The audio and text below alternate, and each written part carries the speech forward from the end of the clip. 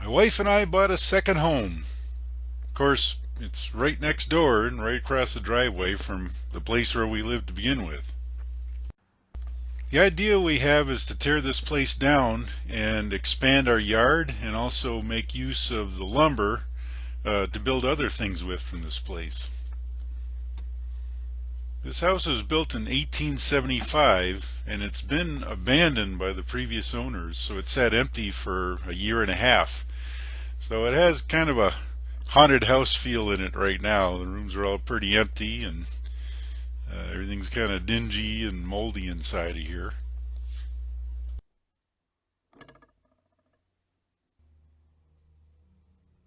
I like to joke with my wife. She was always saying how she'd like her own bathroom, and I told her, well, you got your own bathroom for a little while anyway. Well, that door leads down to the Blair Witchiest basement you've ever seen. I'd like to take you down there, but I'm afraid the light wouldn't be right for shooting video. Oh. Anyway, this is a pretty big old house. It's about 2,700 square feet, so knocking it down the way that I am, I really have my work cut out for me because I want to pull apart each board and pull the nails out to save to build a garage with, or a gazebo, or something or another. Lumber storage rack somewhere down the line. Of course, I've got a lot to think about in the meantime. This is a kitchen in here. I think I'm going to pull some of these cabinets out and use them in my woodworking shop. This doorway here leads into what's an attached garage. Quite a bit of clutter to clean up out of the garage. That's going to take a while.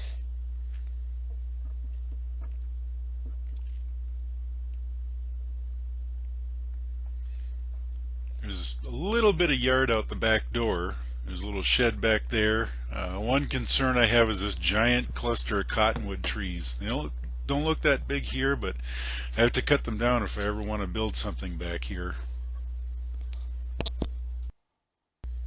There's the second floor to this place. The top of the stairs here is one of those old organs, and I have plans for this. Me and my nephew Todd are going to have some fun with this involving gravity.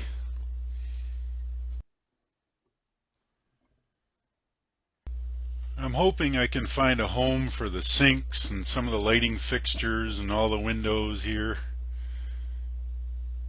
It'll save for dumpster space when I dispose of all the refuse and rubble. Quite a few ceiling fans in here too. I imagine someone out there might want some of these.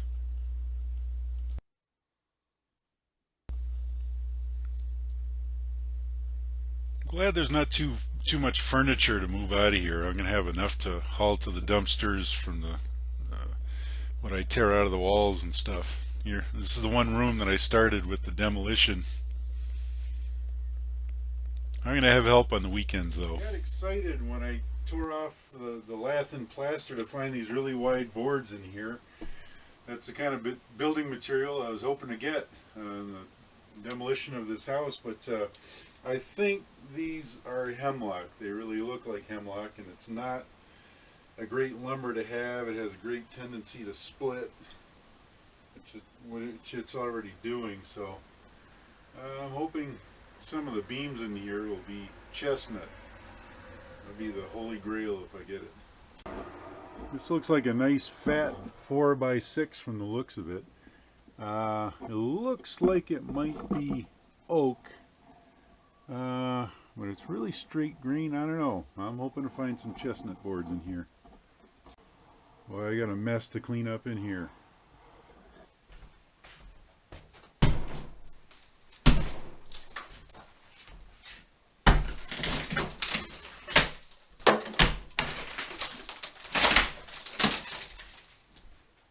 That first cloud of dust came out, I remembered real quick to put my mask on, because you'll see I'm going to disappear in a white cloud pretty soon.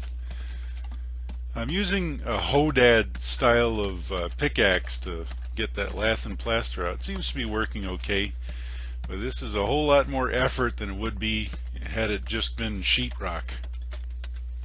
It's interesting how rather than studs in between the walls, it's just these thick hemlock boards with lath going horizontally.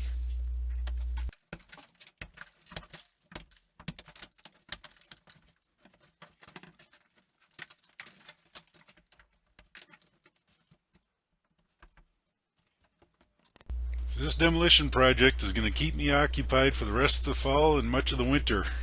Wish I could have started in the warm months, but there's more videos to follow on this.